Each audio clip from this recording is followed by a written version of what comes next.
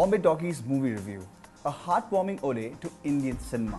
This compilation of 4 stories dwells into the magic and influence of cinema with subtlety and beauty. Karan Johar, Zoya Akhtar, Dibakar, Banerjee and Anurag Kashyap, 4 directors with different sensibilities, come together to commemorate 100 years of Indian cinema with Bombay Talkies. They weave 4 stories that revolve around the impact of Indian cinema on the lives of people. Each story has its own flavor and style, but the vision of each of the directors seem to match at some level, making them parts of the whole.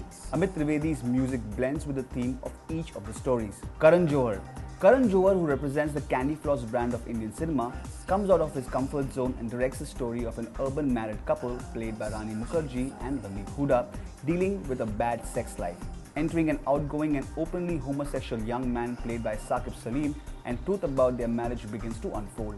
Lata Mangeshkar's song Ajeeb Dastaan Hai Ye and Lag Ja Gale play catalyst to the emotions boiling inside the characters. Using a child's singing voice is a masterstroke as it brings forth the vulnerability of the trio. Niranjan Iyengar's dialogues are interesting. तुम्हें कैसे पता चलता है कि कौन गे है?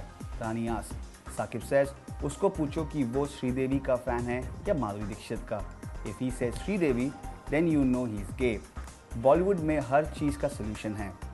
But Karan's story is more about living a lie and coming to terms with your sexuality.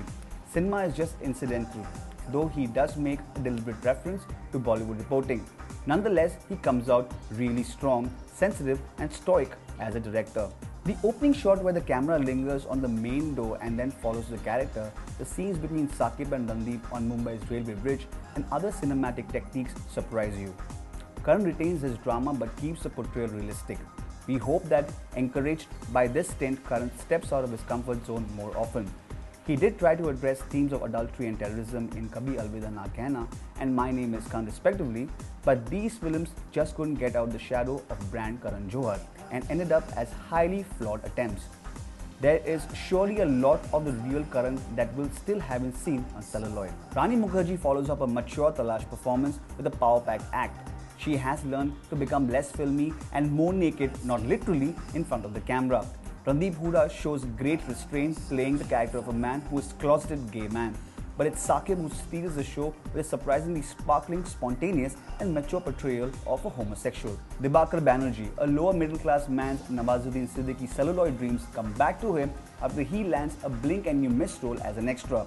He has an emu for a pet, a surreal element in the narrative which is a reminder of his troubled past and struggle to be an actor. He lives quite a pathetic existence in the chawl with a bedridden daughter who he tries to entertain with his same old Bollywood stories of struggle and a wife who is breadwinner of the house as Nawazuddin refuses to take up a regular job. Based on Satyajit Ray's Batol Babu film star, this story rests completely on the able shoulders of Nawazuddin.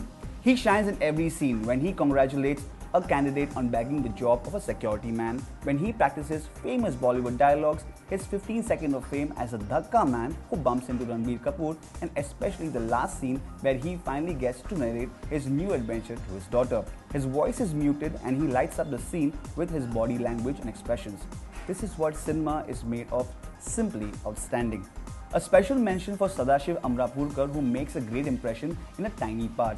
A brilliant example of telling a simple story through dark humor. It is the tightest and the most evocative tales of the 4.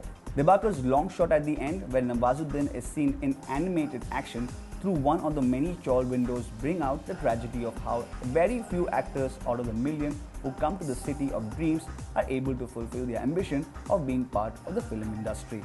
Zoya Akhtar. A schoolboy Naman Jain is being forced by his father Ranveer Shuri to play football because it's a sign of being tough and manly. The boy though loves Katrina Kaif and realizes that he wants to be Sheila, a dancer. Katrina inspires him to follow his dream of becoming a dancer and to come to terms with his real self.